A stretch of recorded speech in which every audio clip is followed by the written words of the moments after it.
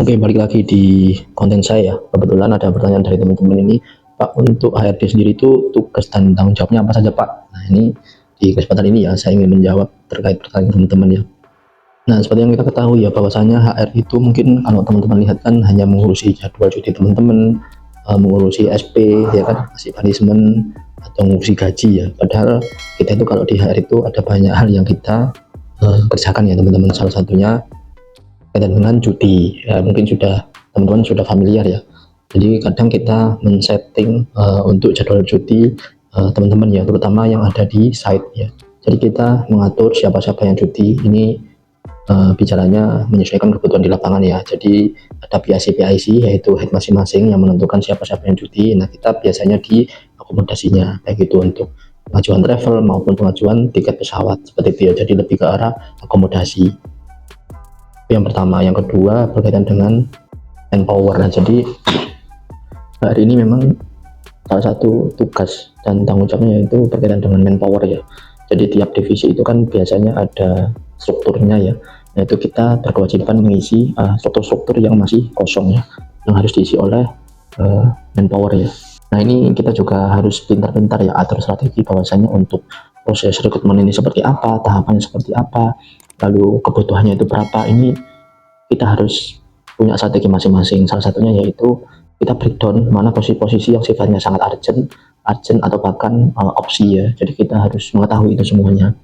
Oh, ternyata kalau misalnya kita tidak memproses kandidat di posisi tersebut, nantinya akan berpengaruh di lapangan atau di perusahaan. Nah, ini menjadi bahan pertimbangan ya teman-teman. Oh, berarti ini masuk kategori urgent, berarti kita harus proses secepatnya. Dan untuk manpower ini sering kalau misal strateginya nggak tepat itu bisa menjadi isu ya, dan bisa berdampak langsung di perusahaan. Makanya kita sebagai HR harus benar-benar peka terhadap manpower ini ya teman-teman.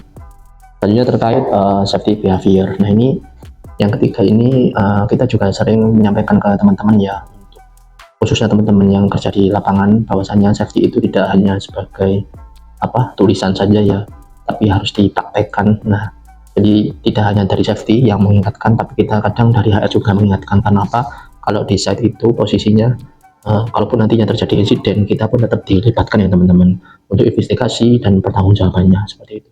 Jadi makanya kita sering sounding ke teman-teman pada saat P5M, pada saat briefing, pentingnya safety tersebut. Jadi kita sering mengingatkan terutama teman-teman di lapangan maupun yang bekerja di office untuk selalu hati-hati. Berikutnya yaitu berkaitan dengan mental health yang ada di site. Nah, ini mungkin teman-teman terutama HR yang bekerja di site ya sering menemui keluh kesah karyawan ya kan, ada yang bermasalah dengan keluarga di satu sisi, cutinya juga masih lama, akhirnya perselisihannya itu terjadi di site. Pernah beberapa kali ke situ karyawan itu mengadu ke kita, menyampaikan bahwasanya ada permasalahan rumah tangga, hingga kalau dipaksakan untuk bekerja itu nantinya bisa mengganggu operasional, mengganggu fokus kerja dan segala macam. Oleh sebab itu kadang kita HR ini juga wajib mengerti ya, mengingat kondisi kita saat ini kan di remote area, jauh dari kampung, jauh dari rumah ya kan.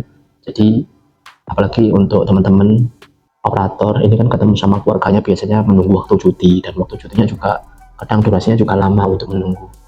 Makanya ketika ada case seperti ini, kita dari HR kadang sering menampung ya, menampung aspirasi, menampung permasalahan yang dirasakan oleh teman-teman semuanya. Nah, ini untuk menjaga salah satunya kesehatan mental yang ada di site ya teman-teman. Seperti itu.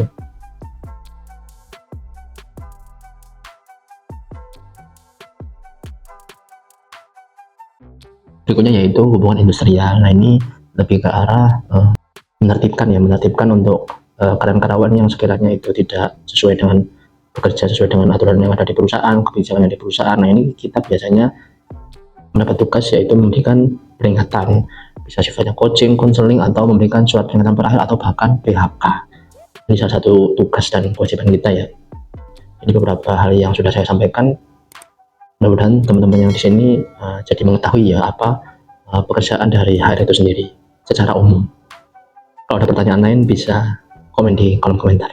Terima kasih, semoga bermanfaat.